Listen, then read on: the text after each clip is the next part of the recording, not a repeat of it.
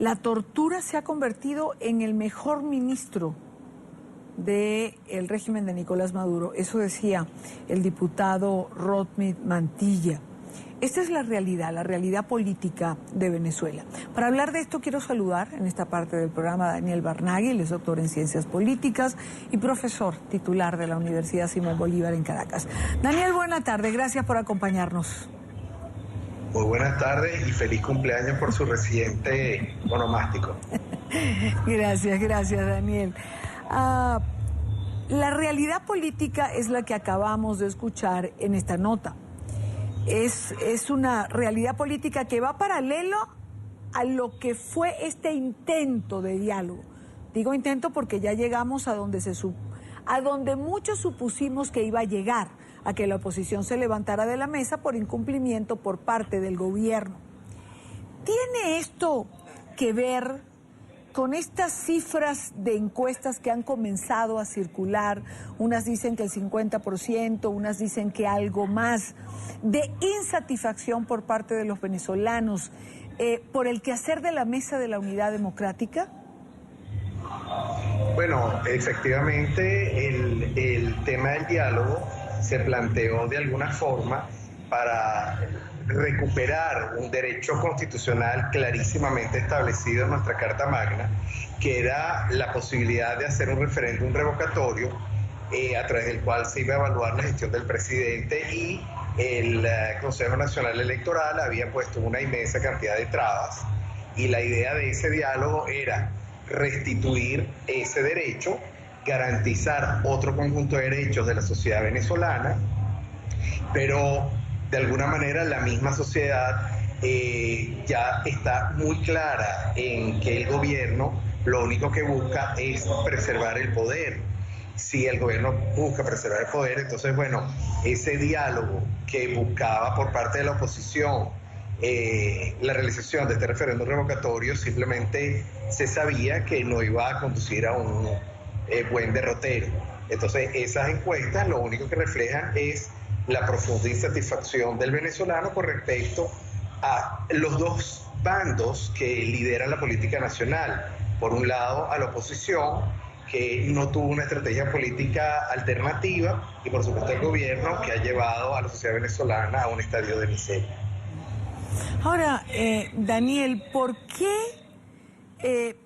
Es decir, cuando tenemos la oportunidad de conversar con un analista político, con un parlamentario de oposición, bueno, algunos, ¿por qué era tan claro para ciertos sectores en Venezuela que el diálogo no iba a llegar a ningún lado? Pero uno no sabe si los que se sentaron en la mesa de diálogo estaban tan claros como los demás. Sí, bueno, eso es un poco lo que causa la extrañeza, que se supone que quienes integran, por ejemplo, en el caso de la oposición, la dirigencia de la misma en la Mesa de la Unidad, son personas que tienen una trayectoria política relevante, significativa, y obviamente no son personas inocentes en el ámbito político. Entonces, claro, la insatisfacción se produce porque no se comprende las razones de la sorpresa de la dirigencia opositora cuando la conducta que iba a seguir el gobierno pues era perfectamente anunciada, cantada. Entonces se está produciendo un divorcio entre la dirigencia de la oposición y la sociedad venezolana, que en este momento es muy mayoritariamente opositora. Cerca de un 80 a 85%, depende cómo se mida, de la sociedad venezolana manifiesta preferencias por un sistema alternativo, tanto ideológico como de gobierno. Entonces la gente está preguntando dónde está el liderazgo inteligente, claro, racional, porque definitivamente quienes se sentaron en esa mesa de, entre comillas, diálogo, pues no representan los intereses de esa sociedad de un futuro mejor. Ahora, Daniel, ¿por qué la disonancia? Es decir, entre la Mesa de la Unidad y lo que los venezolanos piden en la calle. ¿Por qué ese desfase entre un pueblo que quería ir a un referéndum revocatorio y una oposición, y me refiero a los que componen la Mesa de la Unidad y quienes se sentaron en la mesa de diálogo, que finalmente dejaron pasar estos meses que eran importantes para poder realizar ese referéndum, que ya se perdió.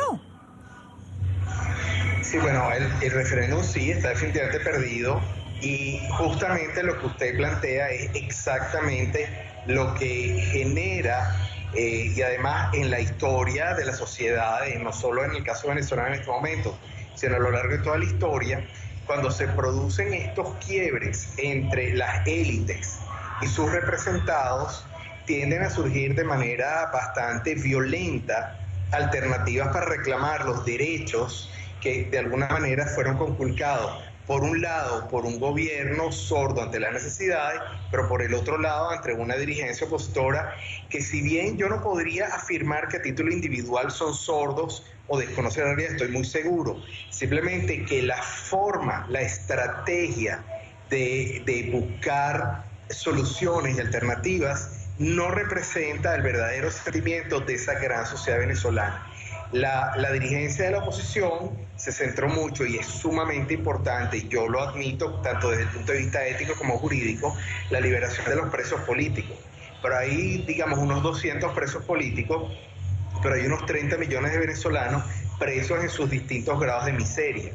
Entonces, de alguna manera, lo que se buscaba por parte de la oposición y de la sociedad venezolana era un cambio de sistema a partir de un cambio de su ejecutivo para poder no solo lograr la liberación de los presos políticos, sino la liberación de todos los controles de cambio, de tasas, de transacciones que han tenido a la economía sumida en los peores índices en la historia de Venezuela. La economía también es una presa política, y yo lo quiero subrayar. Cuando se entienda eso, de que la economía es un preso, una presa política, como lo quieran decir, entonces vamos a conseguir una dirigencia que logre buscar la vía de cambio de todo el sistema, y no solo la liberación de las personas presas, sino de toda la sociedad venezolana. Quiero darle las gracias a Daniel Barnaghi, doctor en Ciencias Políticas, por estar con nosotros en vivo y directo desde Caracas. Daniel, buena tarde para ti. Muy buenas tardes, muchísimas gracias.